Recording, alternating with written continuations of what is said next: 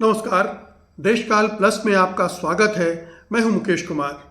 दोस्तों, एक बार फिर से लोकसभा अध्यक्ष ओम बिरला ने साबित कर दिया है कि वो जिस कुर्सी पर बैठे हैं उसकी गरिमा, उसकी प्रतिष्ठा को नहीं समझ रहे हैं और ना ही उसका ख्याल रख रहे हैं।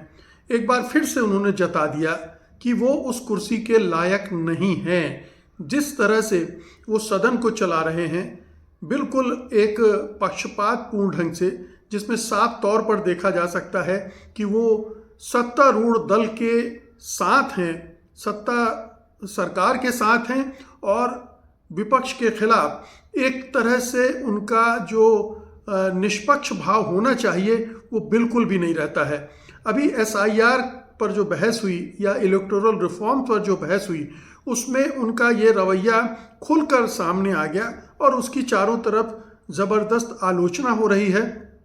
कहा जा रहा है कि आखिरकार ओम बिरला 2019 से वो लोकसभा के अध्यक्ष हैं, लेकिन अभी तक अपनी भूमिका के साथ वो ईमानदारी से निर्वाह करना सीख नहीं पाए हैं। एक बार फिर से लोगों ने ये महसूस किया कि स्पीकर ने विपक्ष को पर्याप्त समय बोलने के लिए नहीं दिया, जबकि सत्ताधारी पक्ष को छूट मिली। जितने भी विपक्ष के वक्ता आते थे उन्हें बार बार वो टोकते थे, बार बार उनके टाइम लिमिट को दोहराते थे और अगर सत्ता पक्ष का कोई नेता मंत्री बोल रहा है तो उसके लिए कोई समय सीमा नहीं थी, उसे पूरी छूट वो देते थे।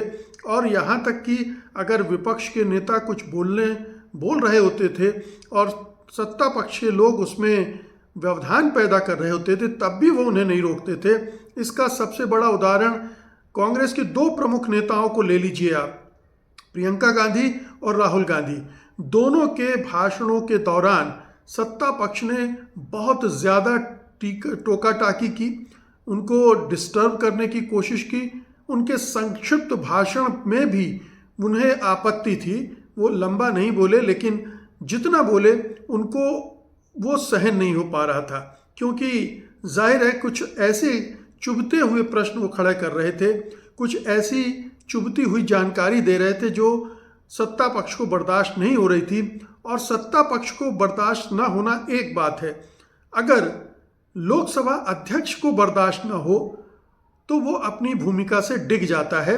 वो फिर ये कोशिश करता है कि विपक्ष के नेता ज़्यादा बोलने ना पाए, उनको रोक दिया जाए और बहुत सारे बहाने इसके लिए बनाए जाते हैं। तो एक तो ये बिल्कुल साफ दिखा, खासतौर पर एसआईआर पर चर्चा के दौरान जिस तरह से उन्होंने विपक्षी दलों को, नेताओं को रोकने की कोशिश की, वो अभूतपूर्व था।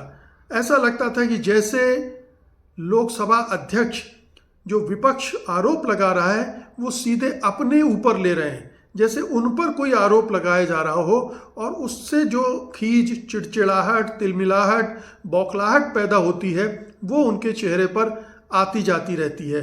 और अगर सत्ता पक्ष का कोई वक्ता बोलता है तो वो बिल्कुल गदगद भाव से सुनते हैं, मग्न हो जाते हैं। और ख़ास तौर पर अगर प्रधानमंत्री मोदी या गृह मंत्री अमित शाह बोल रहे हों तब तो वो ऐसा लगता है जैसे अपने मालिकों से कोई बड़ी नसीहत वाली वाणी सुन रहे हों और उपदेश सुन रहे हों और उसे बिल्कुल बिना किसी रोक टोक के संपन्न कराने की कोशिश करते हैं। उन्हें भरपूर टाइम भी दिया जाता है। तो एक तो ये कि इस बहस के दौरान जो संतुलन रखना चाहिए था, जो निष्पक्षता दिखानी चाहिए थी, जो तटस्थता दिखानी चाहिए थी, ओम बिरला उसमें पूरी तरह से फेल हो गए।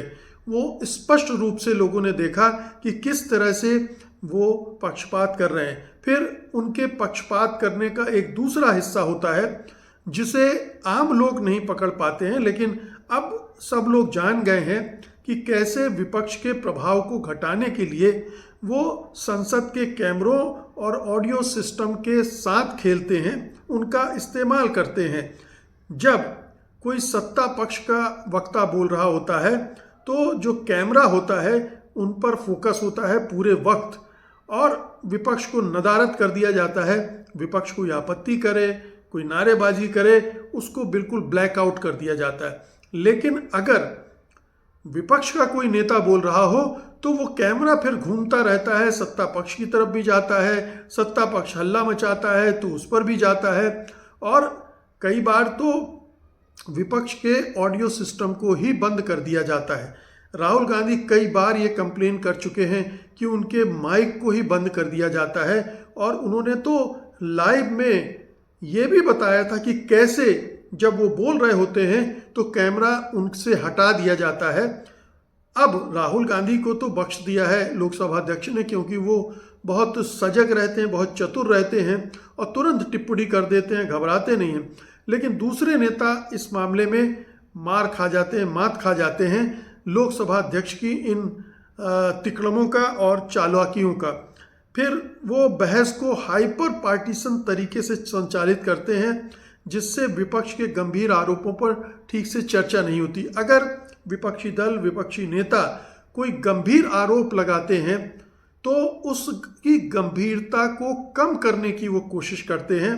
वो कोशिश करते हैं कि उसकी गंभीरता निकल जाए, उस पर बात ज़्यादा ना हो, क्योंकि सीधे मोदी शाह पूरी सरकार कटघरे में खड़ी हो रही होती है, और वो ये समझते हैं लोकसभा अध्यक्ष कि वो सत्ता पक्ष की ढाल के रूप में वहाँ बैठे हैं। उन्हें सत्ता पक्ष की रक्षा करनी है, विपक्ष के अधिकारों, उनकी आवाज़ की रक्षा नहीं करनी है।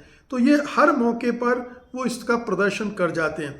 उनके चेहरे के हाव भाव देखिए आप, सत्ता पक्ष के लोग बोल रहे होते तो कैसे रहते हैं, विपक्ष के लोग बोल रहे तो कैसे रहते हैं। ऑडियो सिस्टम, वीडियो सिस्टम या कैमरा जिस तरह से फंक्शन कर रहे होते हैं, और ये सब स्पीकर के मातहत आता है, स्पीकर के तहत आता है कि वो किस तरह से कैमरा टीम को और ऑडियो सिस्टम को निर्देश देते हैं, उसी के हिसाब से वो काम करते हैं। इसीलिए इस बार ये फिर से देखने को मिला।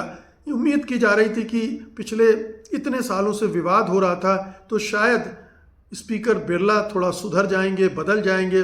खासतौर से धनखड़ ने जिस तरह से किया था राज्यसभा में विपक्षी दलों के नेताओं के साथ पक्षपातपूर्ण व्यवहार, बहुत ही घटिया किस्म के सभापति थे वो, अपने घटियातम रूप में वो वहाँ प्रकट हुए थे।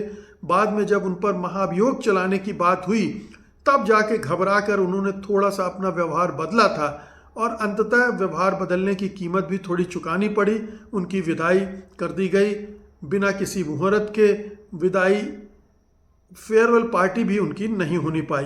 तो ये लगातार चल रहा है, और ओम बिरला बहुत सारे विवादों में पहले भी रहे हैं। आपको याद होगा कि 2019 में उन्होंने एक जातिवादी टिप्पणी भी की थी। उन्होंने कहा था कि ब्राह्मण हमेशा से ऊंचे रहे हैं, यानी एक विशुद्ध ब्राह्मणवादी मानसिकता, मनुवादी मानसिकता का असर उन पर देखा जा सकता है। 2024 में इमरजेंसी का प्रस्ताव वो खुद लाए थे, और बहुत ही खुद पढ़ा था उन्होंने, और बहुत ही पक्षपातपूर्ण ढंग से वो प्रस्ताव पढ़ा था, तोड़ मरोड़ कर पढ़ा था, तथ्यों को इधर उधर किया था, और इसीलिए उन पर आरोप लगा था पक्षपात का। और उसी साल उन्होंने जो शीतकालीन सत्र है उसमें 146 विपक्षी सांसदों को निलंबित भी कर दिया था, जो कि आज तक का रिकॉर्ड है। विपक्ष ने इसे लोकतंत्र का गला घोटने वाली कार्रवाई बताई थी, और कहा था कि बिरला ने सदन की गरिमा को तार तार कर दिया है। तो ये लगातार उनके व्यवहार में दिख रहा है। हमारे देश में एक बहुत ही स्वस्थ परंपरा रही है। स्पीकर की पूर्ण रूप से तो निष्पक्ष बहुत कम स्पीकर रहे हैं। सबसे पहला नाम उसमें आता है सोमनाथ चटर्जी का, जो इतने निष्पक्ष थे कि उनकी पार्टी तक को रास नहीं आया था, उनकी पार्टी ने उन्हें निकाल दिया था, फिर भी वो अपने तरह से सदन को चलाते रहे। और इसीलिए आज वो उदाहरण उसी तरह से बने, जैसे हम जब चुनाव के संचालन की बात करते हैं तो हमें TN शेषन याद आते हैं, JM लिंगदो याद आते हैं। उसी तरह से सोमनाथ चटर्जी का नाम लिया जाता है। लंबी परंपरा रही है। GV मावलंकर जो पहले स्पीकर थे, वो MA अयंगर थे, जो नेहरू के समय में कई बार सरकार को फटकार देते थे। बलराम जाखड़ थे, PA संगमा का भी कार्यकाल बहुत ही चमकदार रहा था और सोमनाथ चटर्जी ने तो खैर सबसे बेहतरीन मिसाल छोड़ी थी और वो आज तक उनका नाम लिया जाता है। बिरला इस सिलसिले में कहीं नहीं आएंगे। बिरला का नाम सबसे घटिया स्पीकरों की सूची में सबसे ऊपर आएगा। यही बिरला की कमाई होगी उस पद पर बैठने की। बेशक वो अपने आकाओं को खुश कर लें, सत्तारूढ़ दल को खुश कर लें, मोदी शाह को खुश कर लें, लेकिन संसद की मर्यादा, सदन की मर्यादा को वो अक्षुण्ण नहीं रख पाए हैं। उस पर उनके कार्यकाल में उस पर बहुत हमले हुए हैं। उसका स्तर, बहस का स्तर बहुत नीचे गिरा है।